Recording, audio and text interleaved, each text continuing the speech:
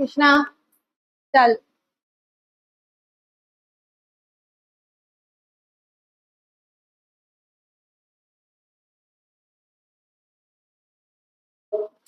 नहीं। ओके चलो।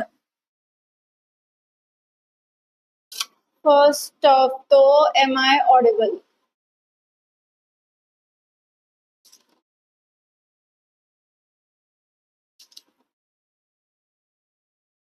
हाय Tanvi, am I audible? Okay, अपना 3.4 खत्म हो गया। 3.5, 3.6 दोनों बाकी है। वो ये हफ्ते में कवर करेंगे और ये हफ्ते में टेस्ट किस पे होगी तुमको समझ ही गया होगा। ओके चलो। Our 3.5 is about performance of the contract of the sale. अभी तक अपन ने पढ़ा कि कॉन्ट्रैक्ट कैसे करते हैं, कॉन्ट्रैक्ट की कंडीशंस क्या है, कॉन्ट्रैक्ट की वारंटीज क्या है, कॉन्ट्रैक्ट में कौन से एसेंशियल 7 एलिमेंट्स है जिसके बिना कॉन्ट्रैक्ट नहीं बनता है। ये सारी चीजें अपन ने देखी। अपन ने ओनरशिप कैसे ट्रांसफर होती है, कब ट्रांसफर होती है, किसको ट्रांसफर होती है वो देखा। अपन ने ये भी देखा कि ओनरशिप के केस में लॉस किसका होता है, किसके पास पोजेशन होता है, वो भी अपन ने देखा। अभी अपन देखेंगे कि एक्चुअल कॉन्ट्रैक्ट को परफॉर्म कैसे करेंगे। ओके, वी ऑल्सो सॉ कि कोवर्जन करके, फ्रॉड करके, या कोई माइनर है, या कोई इंसेन आदमी है, या कोई आदमी जो डिलीरियम फीवर के अंडर है, अल्कोहल के नशे के अंडर है, वो भी कॉन्ट्रैक्ट नहीं कर सके। उनके जगह पे उनके लीगल गार्डियंस या लीगल रिप्रेजेंटेटिव्स करेंगे। Okay, so let's talk about the performance of contracts of sale in the Sale of Goods Act 1930. First off, basic. What is the performance of the contract of a sale? Performance of a contract of a sale means that both the buyer as well as the seller fulfill their promises in the contract. Whatever you have promised the buyer as a seller and whatever you have promised the seller as a buyer, दोनों ने अपने अपने promises fulfill करने चाहिए, बराबर? The seller delivers the goods and the buyer accepts and pays for them. If seller does not deliver the goods या फिर buyer delivery मिलने के बाद भी अगर पेमेंट नहीं करता है तो फिर कंडीशंस पूरी होती है? नहीं होती है। तो buyer as well as the seller को अपने अपने promises को fulfill करना पड़ेगा, ठीक है? इसको बोलते हैं performance of the contract of the sale. जब दोनों buyer as well as the seller अपने अपने ड्यूटीज को पूरा करेंगे तब कॉन्ट्रैक्ट परफॉर्म होगा। Until and unless the buyer और द सेलर दोनों में से कोई भी इंसान अपनी ड्यूटी परफॉर्म नहीं करता है तब तक कॉन्ट्रैक्ट ऑफ सेल का परफॉर्मेंस नहीं होता है। ओके, एकदम सिंपल भाषा में यहाँ पे लिख के दिया है मैंने। Delivery of goods and payment. Delivery का मतलब है बायर के पास पहुंचाना, तुम्हारा जो भी सामान है वो बायर के पास पहुंचाना। और पेमेंट का मतलब है बायर जो भी प्राइस पे करेगा अपॉन डिलीवरी, ठीक है? अभी कुछ कुछ चीजें इंस्टेंट डिलीवरी होती है, जैसे मैं शॉप में गई, मेरे पास पेन नहीं था, मैंने पेन खरीदा, मैंने शॉपकीपर को 20 रुपीज दिए। Instant delivery, instant payment. If I want to buy something online, मेरे पास दो ऑप्शन है, एक तो मैं प्रीपेड कर सकती हूँ और मेरा ऑर्डर आ जाएगा। दूसरा ऑप्शन ये है कि I can do COD, cash on delivery. The item will come to my house and then I will have to pay. Okay, तीसरा ऑप्शन ऐसा होता है कि आप इंस्टॉलमेंट में पेमेंट करते हो। आपने आज खरीदा, पेमेंट इंस्टॉलमेंट में करते हो।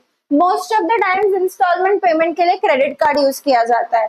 क्रेडिट कार्ड आपने स्वाइप कर दिया, कंपनी को पेमेंट मिल जाता है पूरा, बट आप धीरे धीरे कार्ड वालों को पैसे देते हो। कार्ड वाले मतलब कौन? बैंक वाले।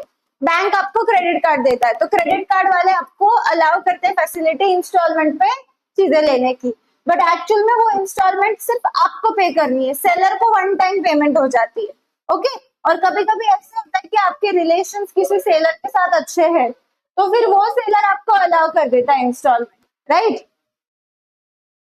Usually delivery and payment happen at the same time unless they agree otherwise.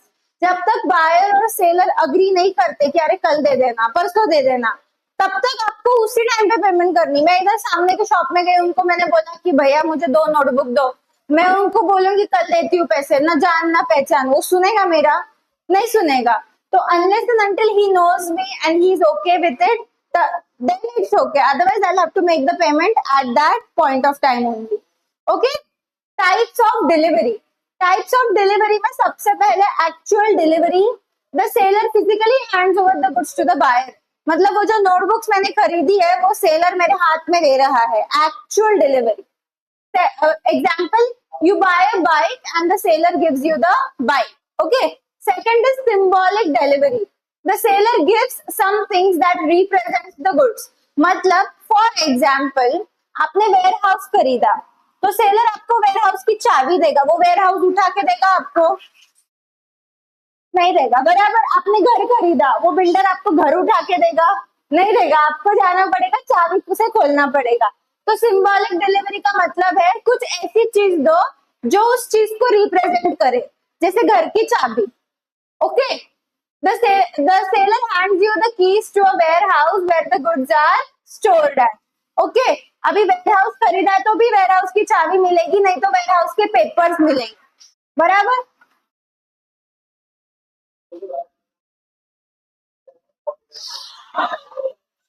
Sir ये क्लोज कर लो. क्लोज. हाँ. नहीं नहीं कोई बात नहीं, कोई बात नहीं. ओके. तो आइदर वो वेयर हाउस की चाबी देगा, वेयर हाउस के पेपर्स देगा, और यहाँ पे एग्जाम्पल में क्या दिया हुआ है कि ये वेयर हाउस में goods they.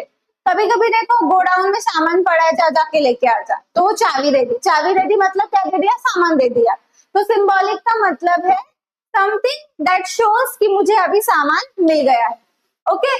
Third is constructive delivery. A third party who has the goods agrees to hold them for the buyer.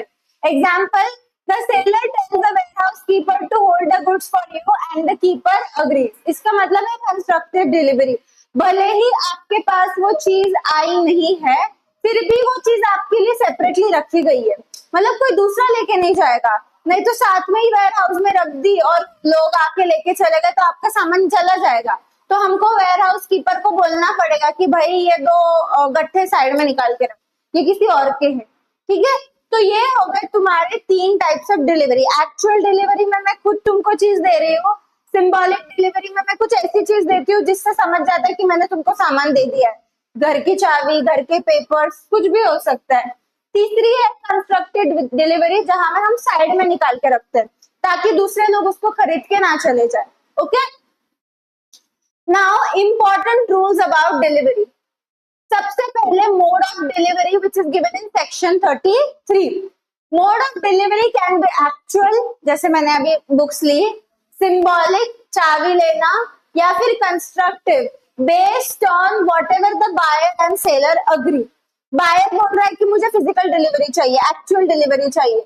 Seller बोल रहा है कि सर मैं कंस्ट्रक्टिव देता हूँ, मैं मेरे आदमी को बोलता हूँ साइड में निकाल के रखने को, तो नहीं चलेगा. दोनों लोगों को सेम पेज पे रहना है, दोनों लोगों को सेम चीज के लिए अग्री करना है. ठीक है. तो मोड ऑफ डिलीवरी अग्री करेंगे. सेकंड चीज क्या अग्री करेंगे? Concurrent conditions.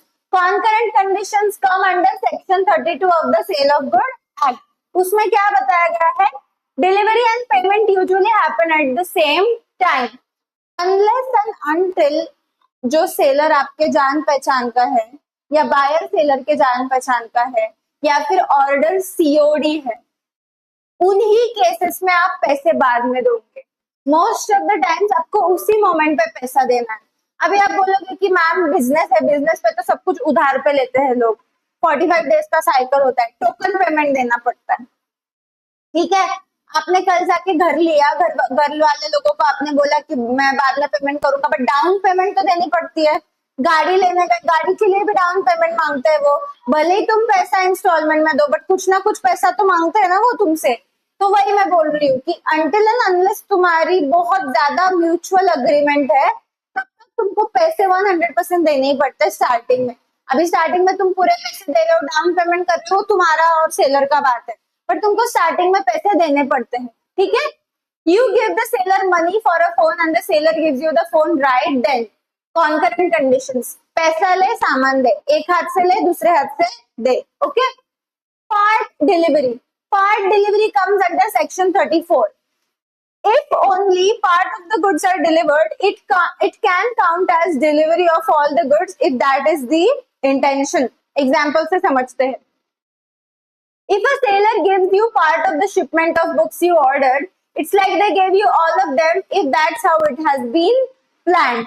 क्या बोल रहे हैं, आपने मंगाई थी बुक्स 4, आपको मिली 2, तो वो बोल रहे हैं कि अगर तुम्हारा वही अग्रीमेंट है तो तुमको सारा सामान मिल गया, उसको बोलते हैं पार्ट डिलीवरी।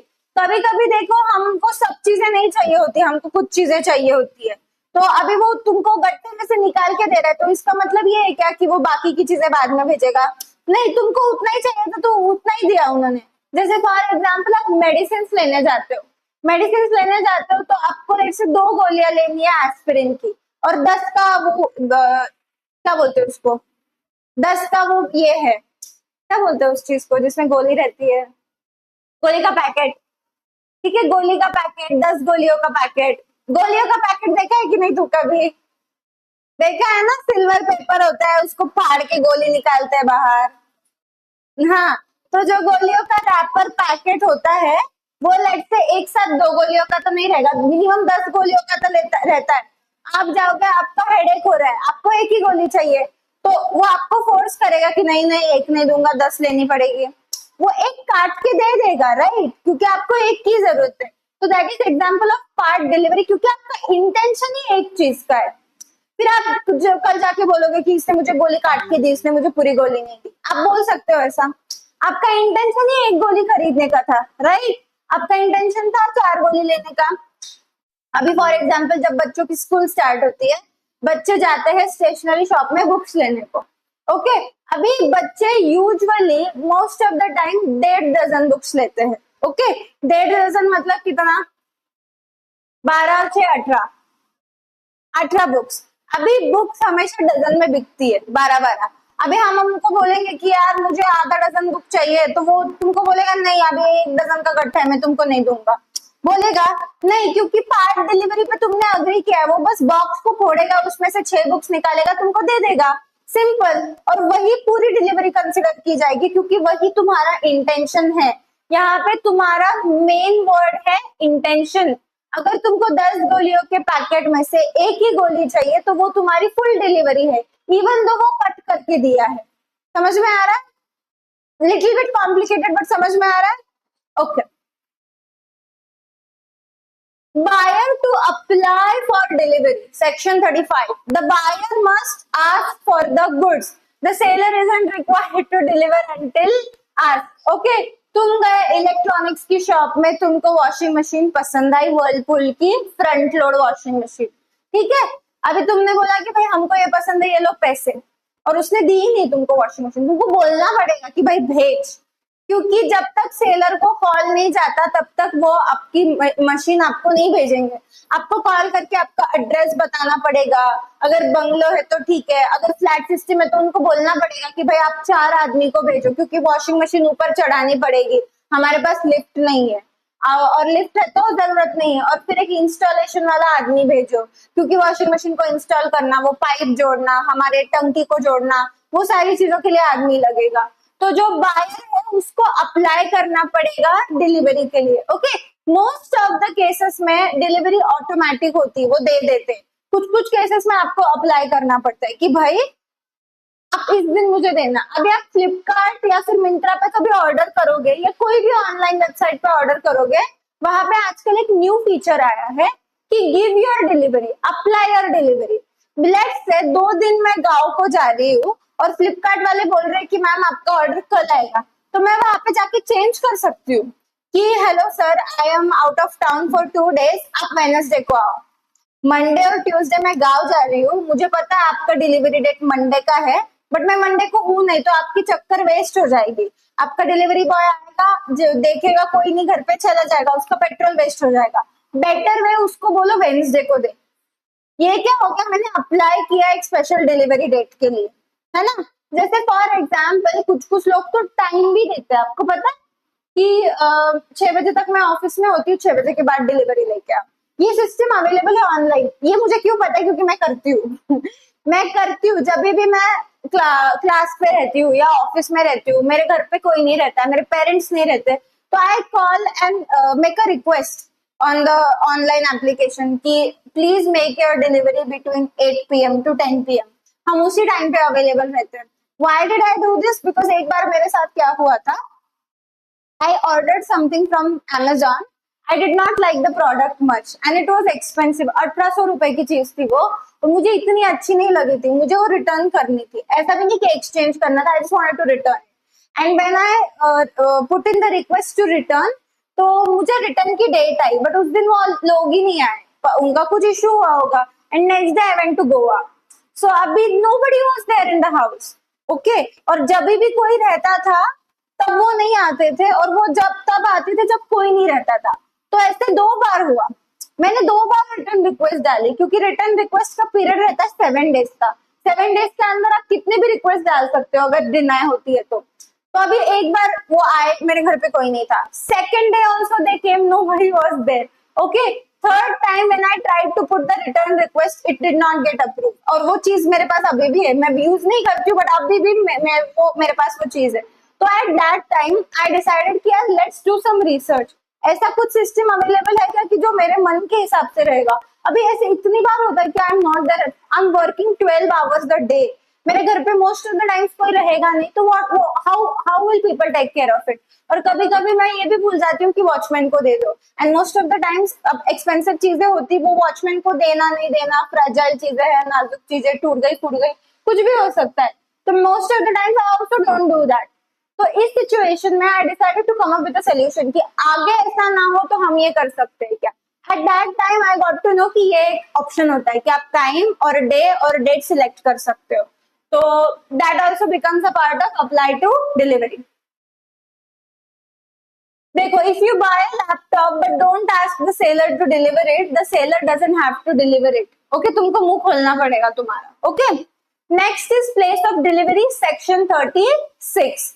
अभी यहाँ पे so we wanted to buy a fridge. हम लोग रिलायंस में गए. रिलायंस पता है आपको? हाँ रिलायंस डिजिटल. तो वहां पे भी बॉट दैट वो कबर्ड फ्रिज होता है. देखो उसको 2 हैंडल होते हैं वो खुलता है. कबर्ड के जैसा बहुत बड़ा फ्रिज होता है वो.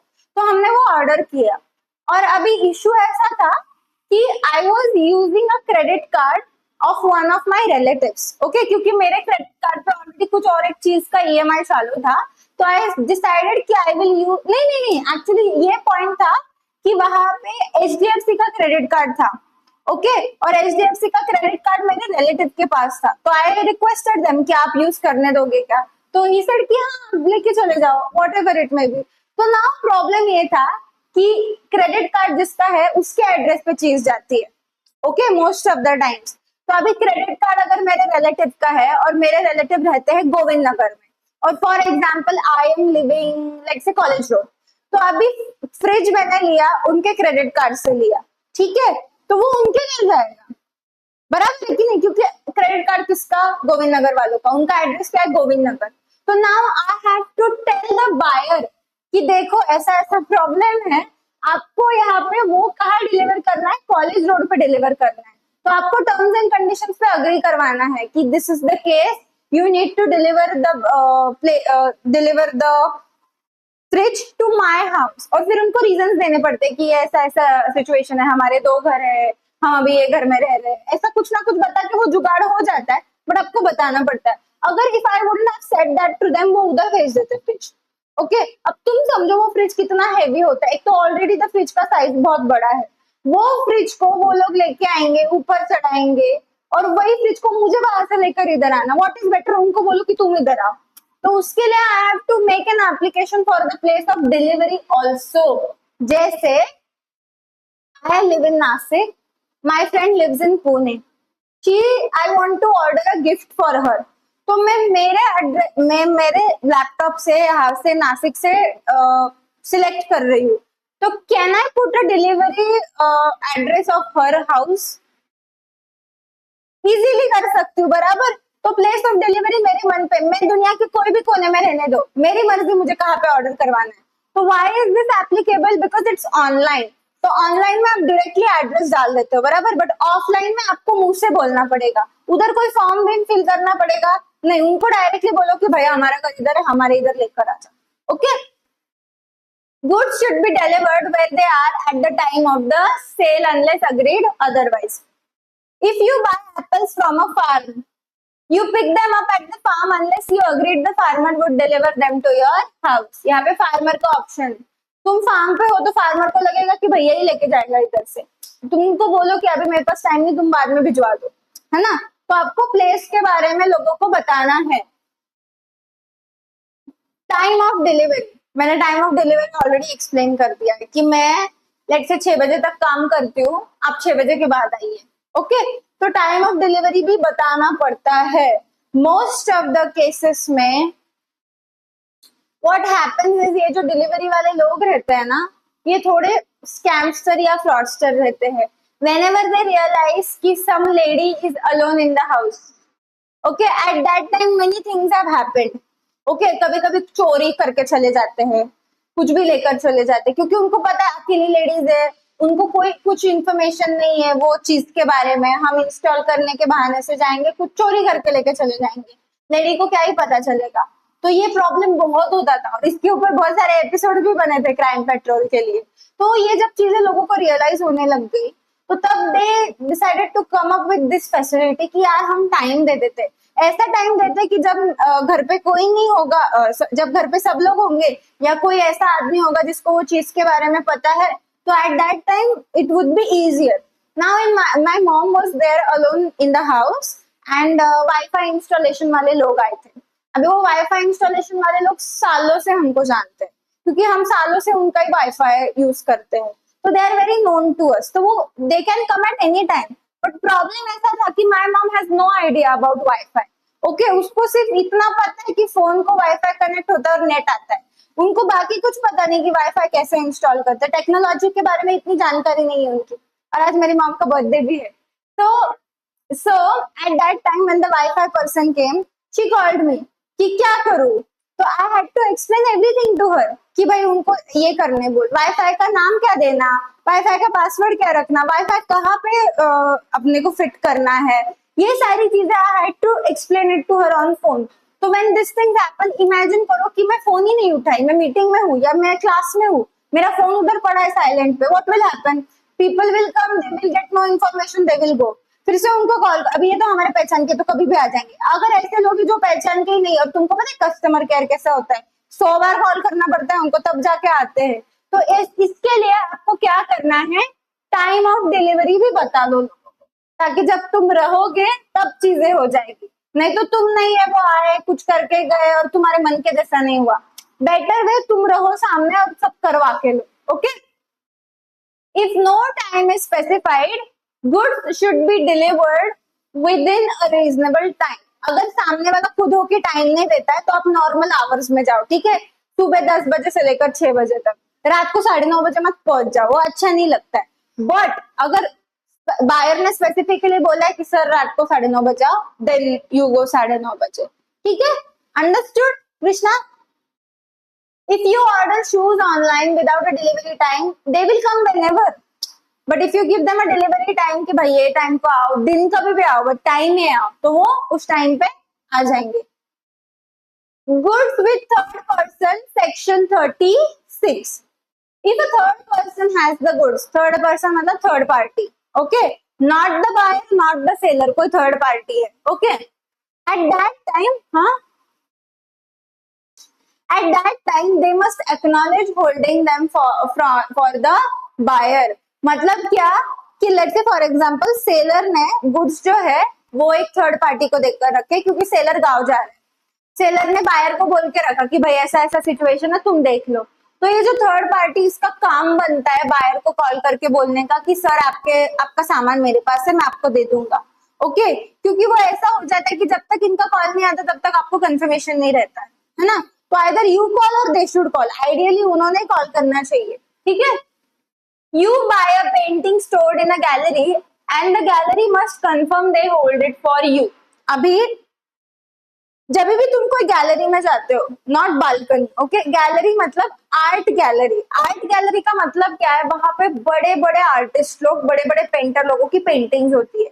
अभी गैलरी वालों की पेंटिंग्स होती है, वो किसकी पेंटिंग होती है, पेंटर लोगों की, बराबर, आर्टिस्ट लोगों की। वो गैलरी सिर्फ एक जगह है जहां पे वो इकट्ठा होती है, एग्जीबिशन टाइप्स, ओके। तो अभी तुम गैलरी वालों को बोलोगे कि मुझे ये पेंटिंग लेनी है, गैलरी वालों को हक है आपको वो पेंटिंग देने का?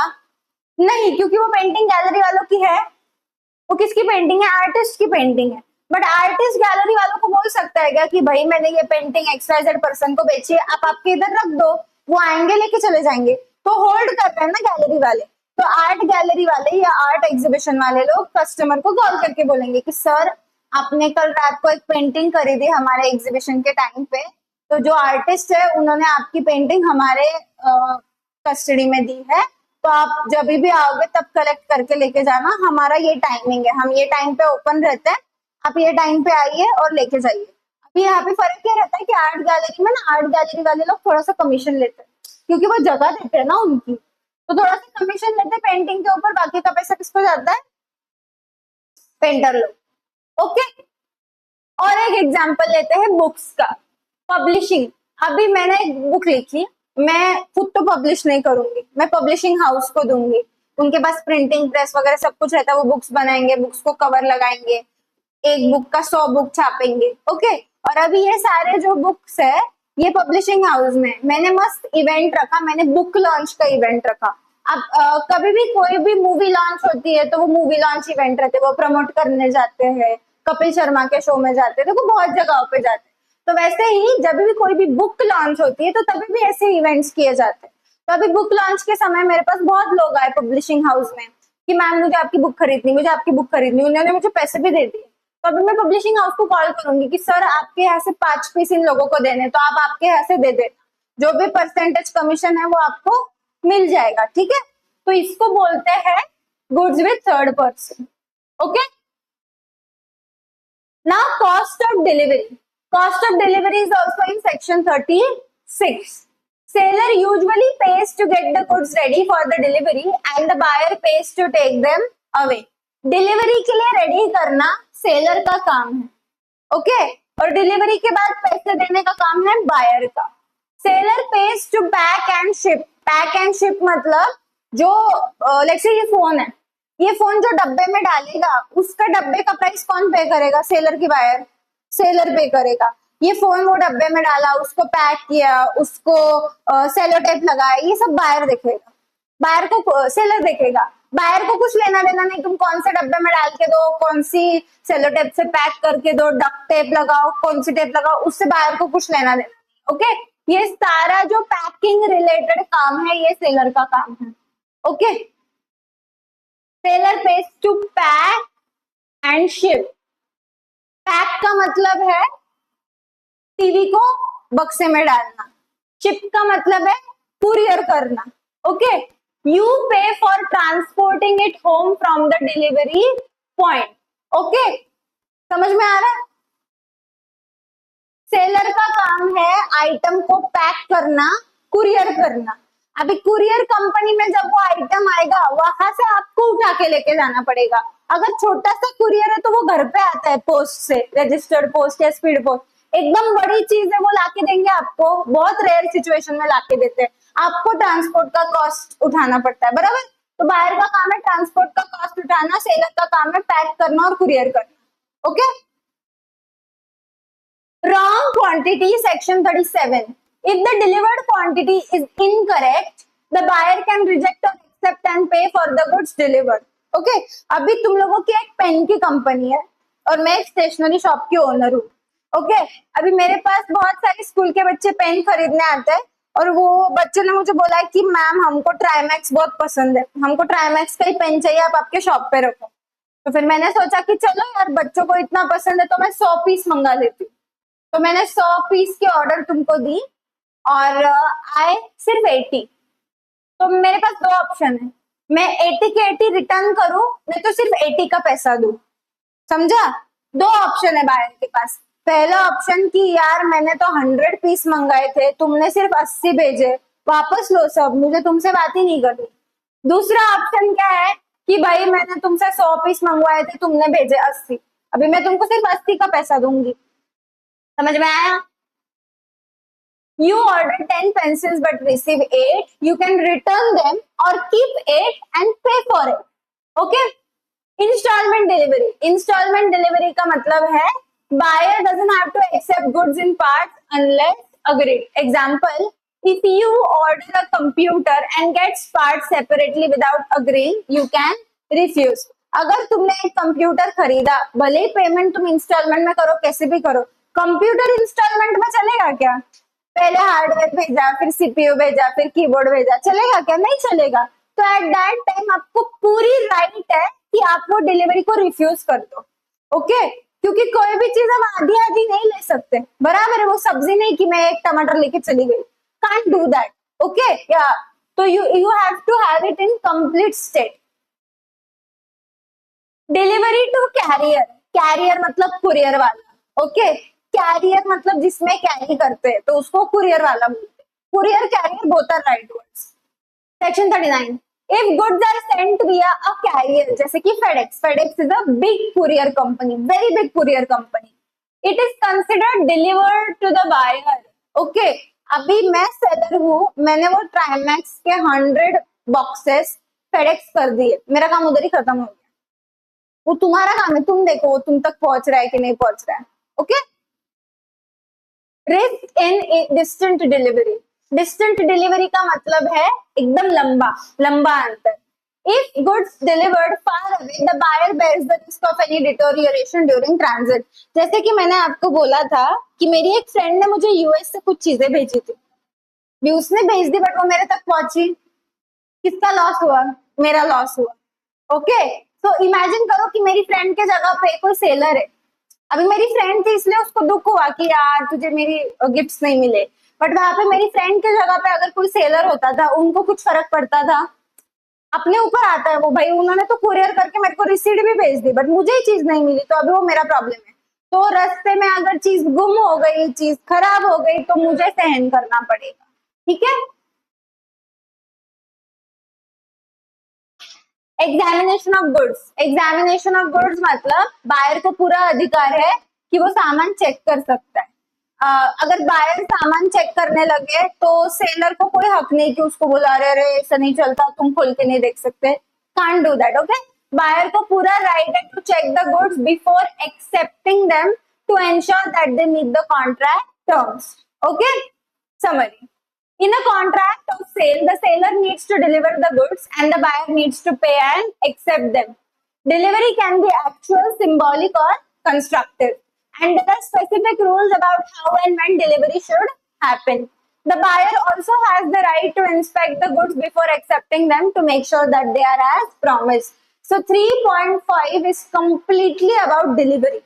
बराबर है, और डिलीवरी का मतलब ही परफॉर्मेंस ऑफ कॉन्ट्रैक्ट है। ठीक है, समझ गए?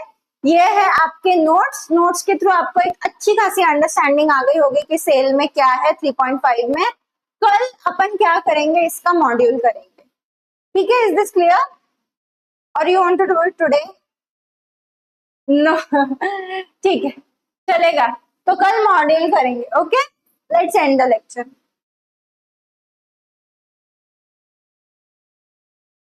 Online guys, do you have any doubts? Did you understand? I've sent the notes on your group of CMA Foundation. Please take a look at them and let me know if there are any doubts. Like I had announced earlier also, ये हफ्ते में हम test लेंगे 3.3, 3.4, 3.5 and 3.6। ठीक है, 3.6 mostly खत्म हो जाएगा हमारा। हाँ, तो उस पे एक दो क्वेश्चन ही आएंगे।